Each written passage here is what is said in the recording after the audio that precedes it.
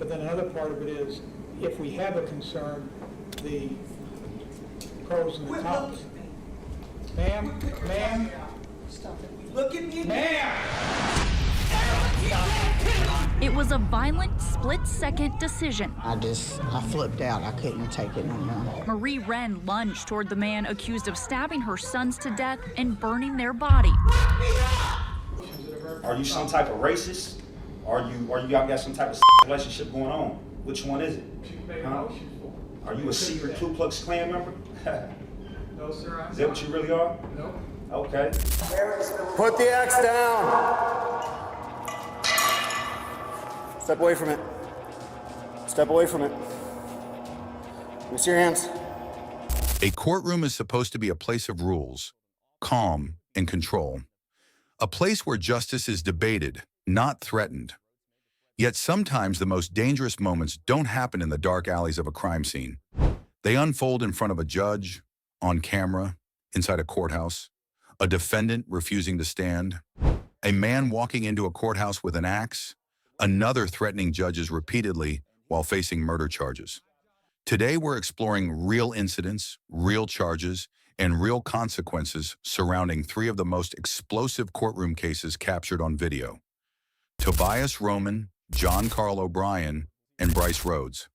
This is not fictional drama. This is documented criminal behavior inside America's justice system. I'd like to note for the record, Mr. Roman's statement on the record that he will me if he sees me, and I'm going to request law enforcement take the appropriate action. Tobias Roman's story begins in Bakersfield, California, where he was arrested in early 2016. He was not only accused of attempting to rob someone, he was alleged to have attempted a robbery inside a public mall using a knife to intimidate his victim. This incident gave him multiple criminal charges, including attempted robbery, making criminal threats with the intent to terrorize, and exhibiting or presenting a deadly weapon that was not a firearm.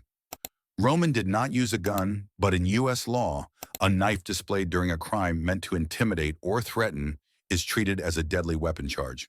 His arrest had already placed him in a difficult legal position, but the turning point in Roman's case came not from his mall incident, but from the bond hearing itself. Roman appeared before Judge Charles R. Bramer during his bail and bond proceedings. What should have been a routine bond hearing escalated rapidly. Roman refused simple courtroom instructions, including the judge's command to stand. When the judge questioned Roman about his real legal identity, Roman answered only by giving his first name, Tobias, refusing to comply fully with courtroom decorum. Mr. Roman, what is your true and correct name? Tobias, my first name. That's it. Giggles or Tobias. That's it. Don't call me nothing else. At this time, I will appoint the public defender to represent Mr. Roman. The charges, Mr. Roman, are attempted robbery, second degree. Hey, Mr. Roman, you need to be quiet. As the hearing continued, he verbally challenged the judge's authority, and when he was instructed to remain silent, Roman refused. But the moment that elevated Roman's charges occurred when he was escorted from the courtroom. While being removed, Roman made a direct threat toward the judge, stating that if he ever saw him outside the courtroom, he would harm him. In American law, threats made toward judges or public officials are considered extremely serious, especially when spoken inside a legal environment. Intent to intimidate, directly threaten, or incite fear in a public official moves a case beyond the original allegations to include charges related to threatening a public official. Roman did not physically attack the judge, but his verbal threat alone was enough to generate the additional charge that he was ultimately convicted of. The court denied his bond due to the threat, and he was later sentenced to 8 months in custody for understanding how threats toward officials can result in felony charges without physical violence. Put the axe down. Step away from it. Step away from it. Let me see your hands. In contrast to Roman's verbal threats, another case escalated not through words alone, but through the presentation of a weapon, an actual axe brought inside a courthouse by a man named John Carl O'Brien. O'Brien walked into the Cibola County Courthouse on April 8, 2016, holding an axe in his hands. O'Brien was 65 years old at the time, and was not a typical young defendant reacting emotionally to courtroom commands. His actions appeared more premeditated than impulsive. O'Brien was believed to have intended to confront Judge Amanda Sanchez Villalobos, whom he had previously threatened outside the courtroom. In criminal law, a threat combined with bringing a physical deadly weapon into a courthouse indicates a high risk of imminent violence. Thankfully, law enforcement arrived before O'Brien could reach a courtroom or cause any injury. The courthouse was placed into lockdown as a safety response. Officers confronted him directly, commanding him to put the axe down, back away, and place his hands behind his head. O'Brien complied with officers' commands, and he was detained immediately without physical resistance. Even though he complied at the moment, the act of entering a courthouse wielding a weapon had already crossed the legal threshold. O'Brien was charged with attempted first-degree murder, aggravated assault, and threatening a judge. This case did not result in viral video fame just because it was dramatic. It became widely discussed because it demonstrated how a courthouse environment will shift instantly into emergency response when weapons are introduced. Bond is not automatically given, especially when weapons are brought into sensitive legal spaces and public safety risk increases. I don't know if y'all got some type of relationship going on or what y'all got going on, but I'm definitely gonna speak my mind. Detective Tatelli and I have no relationship. Now I'm talking about you and a prosecutor over there, sir. The third case involves an emotionally heavy story paired with courtroom defiance that turned into a legendary legal clash. This is the case of Bryce Rhodes in Louisville, Kentucky. Rhodes was 41 years old when arrested, accused of terrifying crimes against teenage brothers, Larry Ordway, 14, and Maurice Gordon, 16. The charges allege that Rhodes not only stabbed and killed them, but tortured them before killing them, and attempted to burn the evidence by disposing of their bodies in an empty lot. Rhodes was also accused of murdering Christopher Jones earlier that same month. These charges immediately placed Rhodes in a category of no bond risk due to the severity, multiple homicides, violent intent, and an elevated risk to public safety. But what made Bryce Rhodes a known case universally in online courtroom clips was not just the alleged brutality of his crimes. He fought the justice system aggressively through accusations, anger, disrupted hearings, and direct intimidatory behavior toward judges throughout his legal processing. Rhodes repeatedly clashed with judges, including Judge Amber Wolf, during his hearings. U.S. courtroom records confirm that Rhodes also attempted intimidation, questioned the motivations of judges, accused prosecutors of manipulating evidence, and expressed distrust in the fairness of the hearings. His misconduct did not stop there. During one court hearing, after repeated threats and disruptive behavior, he was restrained on a chair and required to wear a spit mask because of prior behavior involving spitting toward officials.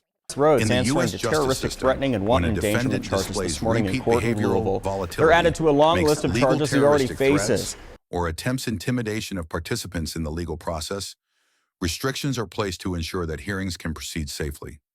Rhodes also called judges racist and even questioned whether officials were part of extremist hate groups. While these statements created intense courtroom friction, American law does not simply treat such words as speech.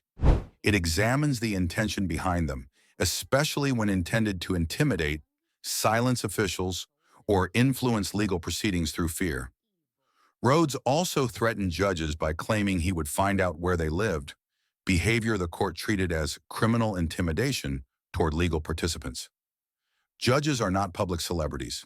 They are legal officials whose safety is taken extremely seriously because intimidation against them directly threatens the fairness and neutrality of the justice process. U.S. law categorizes threats meant to terrorize or intimidate judges and legal officials as felony-level offenses, especially when those threats involve a promise to locate or harm them. In 2017, Bryce Rhodes was convicted on all murder charges and was sentenced to life imprisonment without parole. His lawyer had also quit earlier in the proceedings, reportedly due to repeated courtroom friction and personal disputes after a spitting incident. His case later served as an example in legal education and public discussion on how courtroom conduct can influence bond decisions and introduce additional charges like terroristic threats, intimidation of legal participants, and threatening public officials. These three cases show different facets of what happens when defendants show verbal or physical aggression in courthouses. Tobias Roman was accused of attempted robbery with a knife, but his bond was denied because of a verbal threat made toward a judge during the hearing. John Carl O'Brien escalated by walking into a courthouse holding a weapon, a literal axe, leading to a lockdown and highly serious attempted murder charges. Bryce Rhodes, already facing triple murder allegations, earned multiple misconduct enhancements due to terroristic and intimidation-based threats toward judges and legal officials. These courthouse and courtroom moments were captured in clips, but the legal outcomes were taken from official record, not internet exaggeration.